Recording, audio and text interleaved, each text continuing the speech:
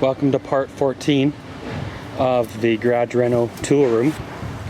Sorry for the background noise. They are looking for a nickel out front and been digging up our street for the last it seems like 3 months. So of course, get into the garage here, open up the wonderful 1950s overhead door, and we'll get this show on the road.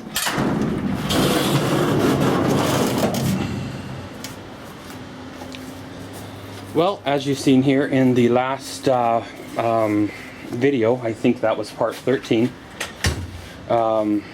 did some, the cupboards got up, did some organization, of course, trying to clear off the yard sale table a little bit. It seems like the more you clear off it, you still end up with junk that you got to do something with. My shelf hasn't fallen off the wall yet. It's been up there now for a bit. Of course, I still got to put a support in there. I'm going to probably end up having to do that. It's just the nature of the material to take a bow like that. And I'm sure it's fine because it is nailed and glued quite well. But, you know, it just looks better, right? Got the workbench frame here, as you guys seen, still in the same state as it was in 13. However, the other day I went down to the lumber yard, picked me up some plywood for the top of the workbench, as well as a sheet of pegboard. Of course, while I was there, I picked up some more door jamb material. So now I have enough to do the air compressor room, as well as the main tool room door. Because, well, face it, we're getting into fall here, and pretty soon she's going to be cold, right? And the tool room itself, I'm not planning on heating a lot. I might cut a vent in this wall, maybe, to let some of the hot air from the workroom end up in here, but the tool room itself is more of a, pardon my French, but the tool room itself is more of a cold storage area, right? Of course, I got the tool room door here. It's been a little weathered, sitting outside because I was crowded in the garage trying to get stuff done. And of course, you know, with the rain and the weather, it needs to be sanded and refinished, basically, which is what I was going to probably end up doing anyways. Of course, I need to shorten it a little bit, drill the doorknob hole out, and probably I'm going to end up having to chisel in a new hinge hole because of the way it's just going to line up with the hole. I'm not 100% sure if that's going to happen in this segment of the video, or if that's going to be one of the future, be like a door a door video where I hang and build 2 doors, right? I've kind of made a decision on these corner cabinets, and I think they're going. There's no point in you know, hanging on to them and to keeping them because well, they're really not going to end up anywhere of value. You'll probably end up just sitting outside eventually getting wrecked, so I might as well let them go to a better home. But I like to get this workbench done, then I can proceed with you know, kind of going from there. I have been considering kicking around the idea of putting a kick out right here to end up with a larger work surface. If I laid in a 2x4 basically just above this cabinet here, it should run just nesting right between the top of the workbench and that cabinet there, which will make a little lower workbench or work area for some of the other items, right? Make it slightly narrower, basically just as wide as that cabinet there. So instead of being 24 inches deep, it's probably will be only like 18 or 20 or whatever. And as well as if I mount my my bench grinder to it, there is a plug-in right there, so I don't have to fight with power until I can get the power service. It'll do until I get the power service in here, so I don't have to fight with the power or nothing like that running cords, and it'll be you know, it'll be good then, right? So guys, let's get set up. We'll double check our measurements on this tabletop here and get set up, and I'll decide what I'm doing here, if I'm going to run some 2x4s and build me another little corner workbench, or we're just going to leave her as she is. Okay guys, so we got our lines all marked out. Got the 26-inch workbench top right there, and I guess you could call her a scrappy piece right there. So sorry about the wonderful make work construction project out there, the noise from it. But gonna throw you on the tripod and get cutting.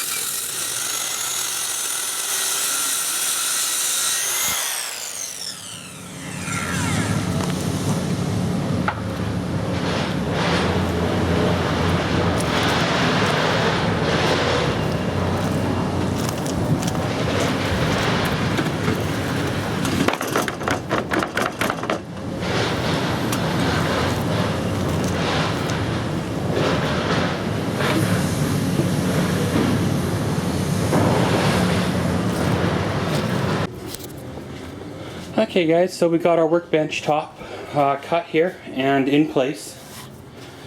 Pretty much, you know, I just used your standard spruce. Didn't get anything fancy with pine or oak, or I'm probably not even going to cover it with anything. I probably may end up throwing a coat of paint on the workbench when I have you know, paint going for something else. I'll just come in here and you know, coat it. But I've got me a row of screws laid out. If you're wanting to make sure your screws all go in where they're supposed to on a flat surface, do a little bit of measuring and throw a chalk line along, and you can follow that line to drive your screws in. So guys, pretty much let's run these screws in, and then we can move on to the next step.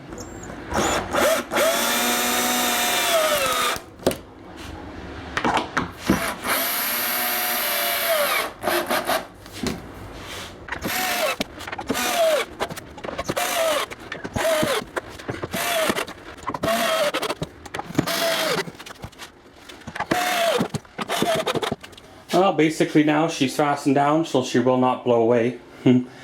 I still probably should put a few more screws along that edge and another row on the back edge there, just to make sure she is secure.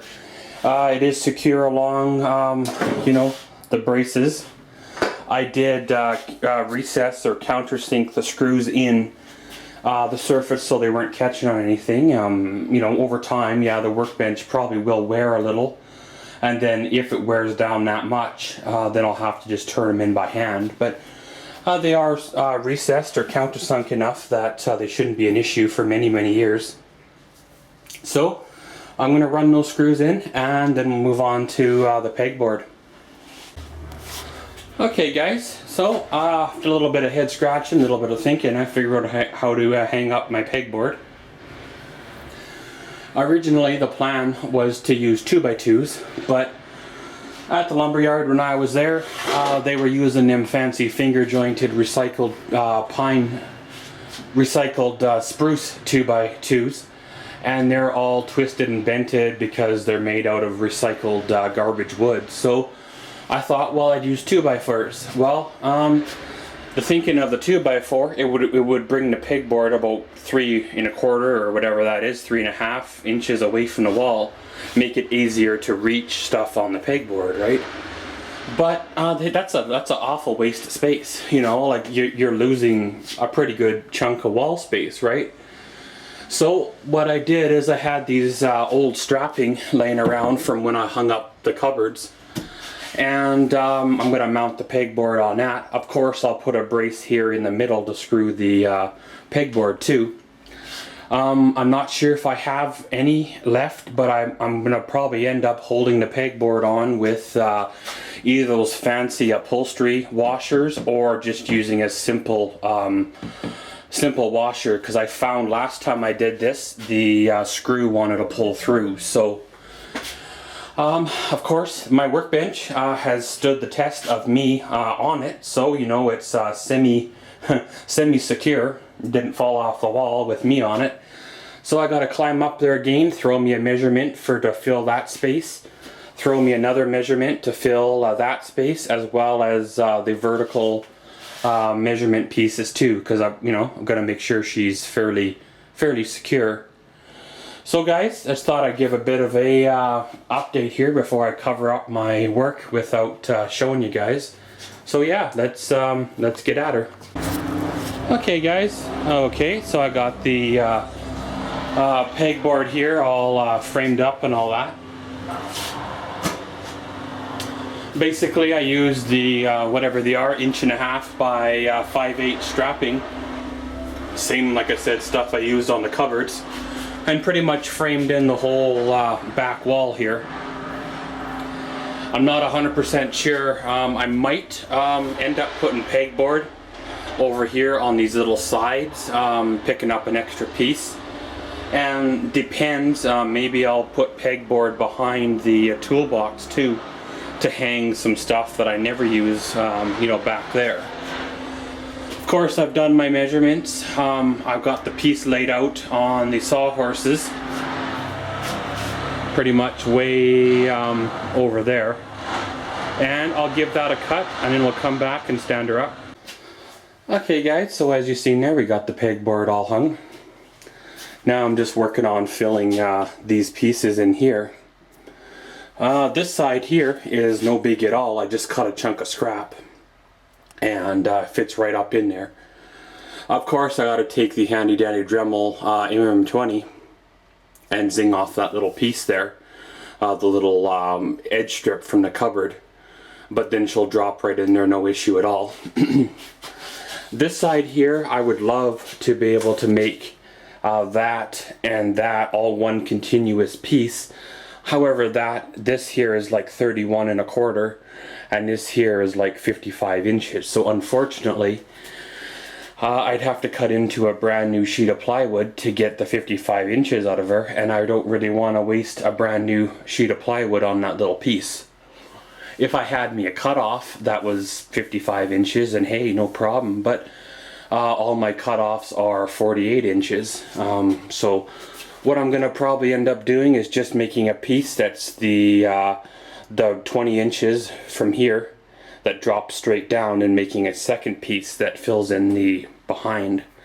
Was thinking about putting pegboard behind there, but I think the lid of the toolbox will interfere with the pegs and end up busting the pegs off. So another reason why I have her strapped too is so I can run electrical behind there, like speaker wires and stuff like that.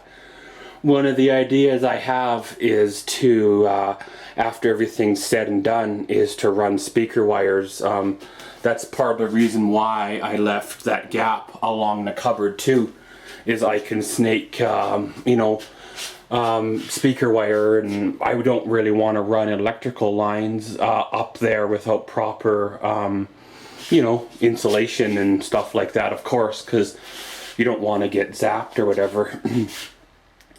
But what I'll probably end up doing is just doing a two-piecer there, making sure the seam is acceptable or passable, and if it happens to be slightly off, then what I'll do is I'll put a little nailer, a little pretty strip along that edge.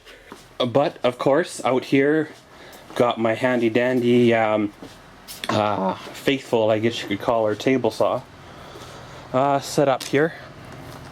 I know I've shown you guys before, but I picked this saw up. I'm not sure if you can see her out of the scrap bin. Oh, probably getting on to be 9 years ago now, and it's done quite well for me. There is a little issue with the switch sometimes where it won't turn on, but I think that's why it was put in there, because the switch was defective. It was a brand new saw. It had the box and everything. You know, if a guy wanted to, he probably could have resold it at that time. It's just, I kept it all these years and I've used it all these years, and granted, yeah, it hasn't been treated very well either. Like I put my tools through a lot. You know, they're cleaned, the blades are changed, it's maintained. It just, I don't polish it and stare at it. I make sure it's used. Someday I'll buy me a new table saw. It's kind of on my list. They're just a little pricey. It's something that you can't, at least me anyway, I keep walking away from.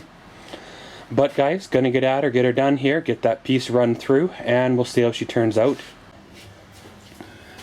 Well guys, as you see here, got my pieces cut. They are roughly in place, held up with just one screw. This one over here is just ready to go up. Like I said, I gotta cut those little strips off with the MM20, and then she'll be ready for the final install. Once that's done, like I said, I want to run my valance, but I have to put a little block in there to equal out the difference between the 16 inches and the 20 inches there. Then I can put a couple of block-ins in the ceiling and put the valance up, and she'll be good on that. But all in all, guys, she's going fairly well. One thing I will say is this is using up a lot of my scraps, which is a good thing, because I've had projects and stuff like that where I've kept the scrappies. Well, because they're too good to throw away, right? And why not? You know, this is saving money, and it's a good way to use up the scraps. So, you know the drill, guys. Let's get at her. So, a little bit of a update here for you.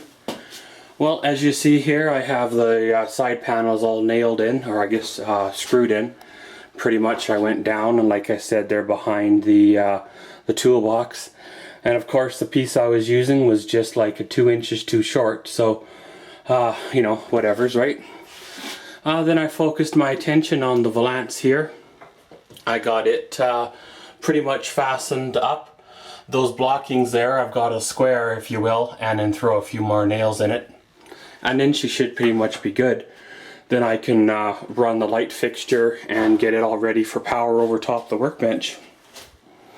But right now the construction people have quieted down, which was quite nice. The noise was getting a little bit irritating. It's, hopefully they don't start up today, but gonna get at her, guys, of course, and hopefully next time I do a check-in we'll have the light and power to the workbench.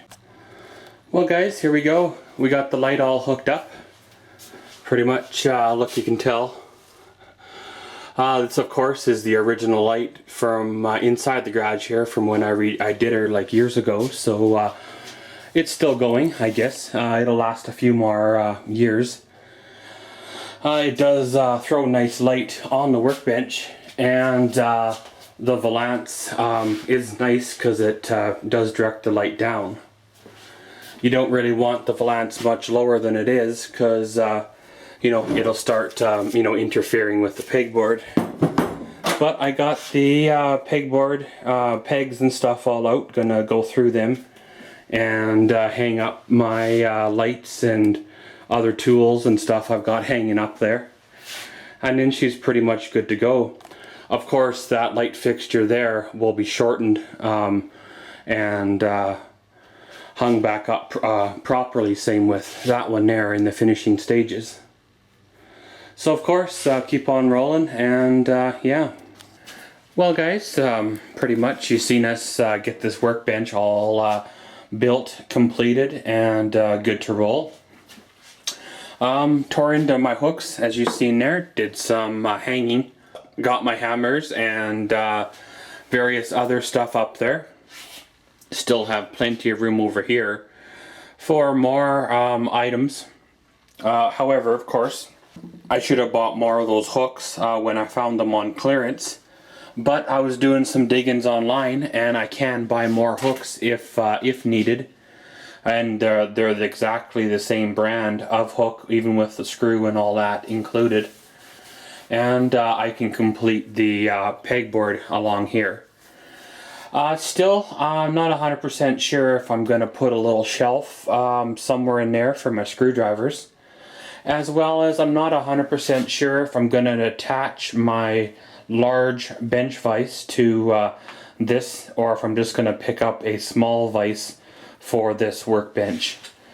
And I'm still not 100% decided if I want to put a small workbench or garbage collector, I guess you could call it, along this wall here with my you know, bench mount grinder there, because of course I got a plug-in right there, it'd be perfect for it. But of course this concludes part 14. In part 15 I'd like to get the air compressor room door hung. Of course I've got the door jamb material here all ready to go. Of course I've got to do some custom touches to it, if you will, get it all fitting. And I've got this ugly old scrubby door from probably 40 years ago that has been sitting out in the weather, that's just dying for a new life. So of course we'll have to get that you know, shortened a little, give her a really good sanding, and I probably end up giving her a really good good prime coat and all that while we're at her.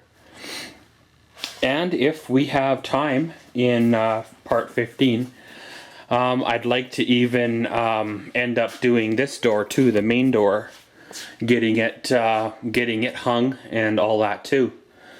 Cause well, you know, kind of face it here, we're getting end of our season here, and pretty soon she's going to be cold. And you're not going to really want to be out here too much in the cold doing a lot of work. Plus, of course, with my winter the way she's looking, she could be a busy winter, for me anyway. And then, of course, once that's done, a guy can clean up a little more of this mess here. I've got a couple of stereos I need to test to make sure they're good. If not, then I've got speakers, and if not failing that, I've got another use for them. But guys, that pretty much concludes part 14 of the garage reno tool room. So as always, thanks for watching Maxwell's World. Comment, subscribe, and enjoy.